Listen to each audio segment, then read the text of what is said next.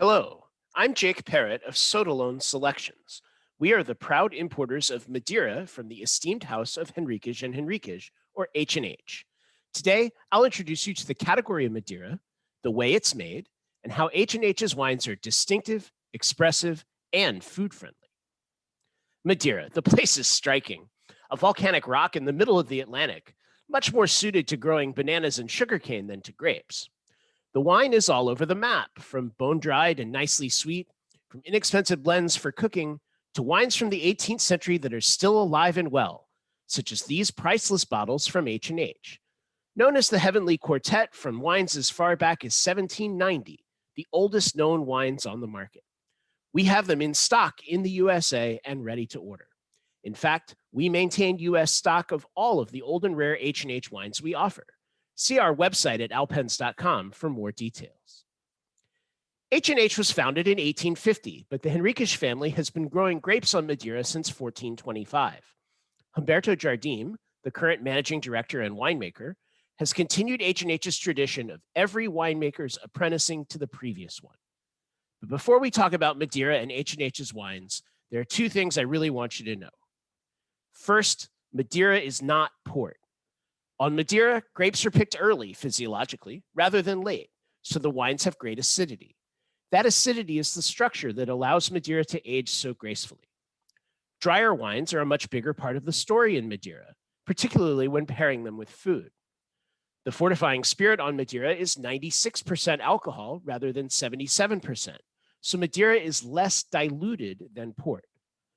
All Madeira undergoes direct and deliberate oxidation of the wines with heat, rather than the gentle aging in cool cellars of port. This oxidation means that all Madeira is shelf stable after opening.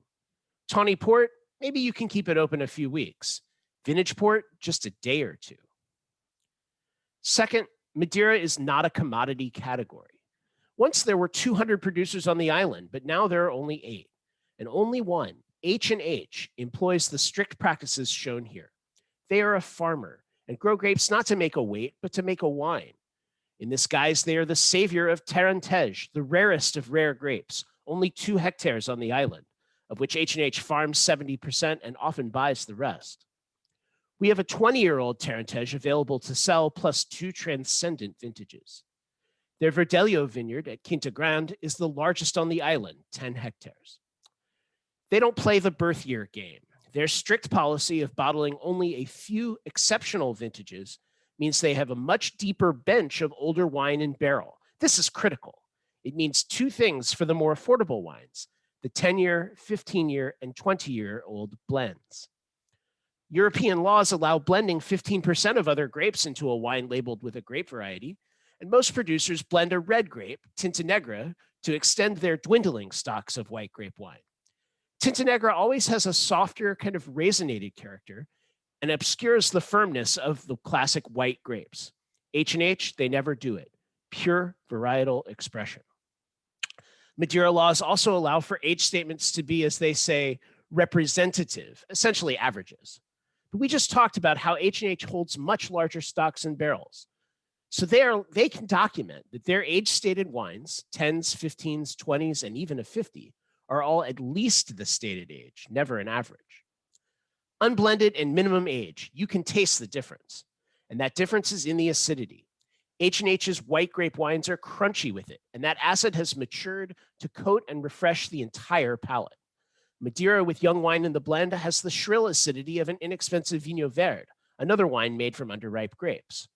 White grape Madeira with Tintenegra blended in, it's always going to be just a bit raisiny. You'll see the difference in H&H's wines when you taste them, but it's worth taking a little time to see how and why Madeira came to be. Here's a pretty big map, the west coast of Europe, the east coast of America. That red arrow, that's Madeira. Doesn't really look like where wine comes from, does it? The Portuguese settled Madeira in 1419 and brought vines. The terrain was rough, the environment was rougher, and the grape yields had to be good. To play it safe, they picked the grapes a bit early, not by the calendar necessarily, but the grapes were not fully ripe. From day one, Madeira wine was all about its acid. By the 16th century, Madeira was the last supply point before ships from Europe sailed west on the trade winds. Sailors didn't care that the wine was rot gut, and the Madeirans had their trade. Legend has it that some barrels returned from a hot ocean voyage, and when cracked open, the wine had improved. The industrious islanders set to work, putting barrels in the attic and to heat the wine and increase its value in trade. This we call the first Madeira miracle. Later, in the mid-1700s, Madeira wine stocks began to pile up under competition from sherry, Malaga, and port. One fellow discovered that adding a bit of the local sugarcane spirit stabilized the wine and allowed it to age longer, becoming more concentrated and become a fine wine. Today, of course, that spirit is distilled from grapes instead. We call this the second Madeira miracle. The path to market was still the same, though. Ships headed west. And that's how we get to the punchline we all know so well, that the Declaration of Independence, and most likely dinner afterward, was toasted with Madeira. Leading up to the American Revolutionary War, 3/4 of all wine consumed in the colonies was Madeira. Many of the most famous early American dishes were paired with Madeira, and some of those pairings are still timeless if you get the right wines made the right way, like H&H's. So how is Madeira made today? The wine is fortified, like we discussed, and then undergoes direct and deliberate oxidation. For wines meant to be sold at 3 years old or 5 years old, that oxidation is forced in a heated tank, or estufa. It looks and operates like a jacketed brew kettle you see at any beer brewery, but the water runs around it at about 120 degrees Fahrenheit. After several months, the wines then go into vats or casks. For finer wines, and at H&H for all white grape wines, the aging is done as it was just after the first Madeira miracle, in barrels in the attic. 620 liters are those barrels, often used and reused for more than a century. The barrel ricks, or cantero, give the name to this method. This direct and deliberate oxidation is key. The oxidation, not the fortification, is why you can keep a bottle of Madeira open for as long as you like. Varietal labeling started in Madeira in the early 1700s, long before Cabernet and Chardonnay. But what are these grapes? Moscatel and Bastardo exist only in experimental quantities today. We talked earlier about the rare white Tarentej earlier. It's the holy grail for Madeira lovers. We also talked about Tintenegra in blending already. It makes the vast majority of Madeira wine and is allowed at any sweetness, which makes it great for basic bottlings and for producers that blend it into white grape wines. When well aged in Cantero, though, Tintenegra produces supple, energetic sweet wines. The white grapes, the first 5 on the list here, have to be made at particular sweetness levels, from dry Sercial progressing to sweet Malvasia. These are the wines that have given Madeira its renown, and H&H Madeira much of its distinctiveness. H&H's wines available in the USA fall into a number of categories.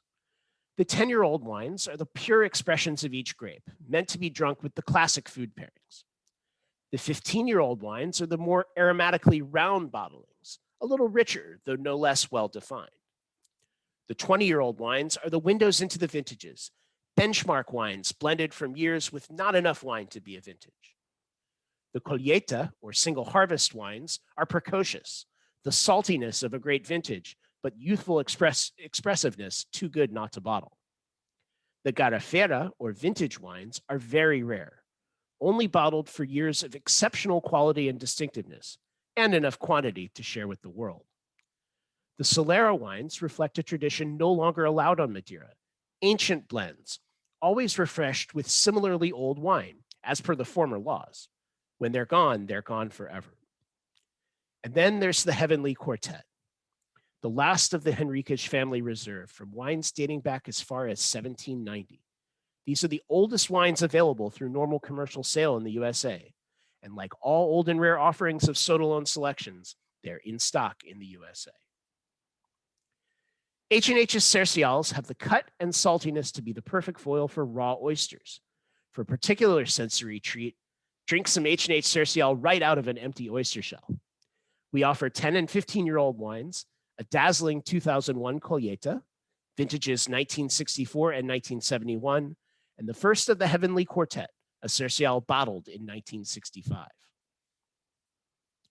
H&H is the savior of Tarentej, and the 20-year-old wine offers an affordable taste of the uncommonly citric notes of well-aged Tarentej. It's a natural with hard sheep's and goat's milk cheeses and duck. We also offer vintages 1954 and 1976.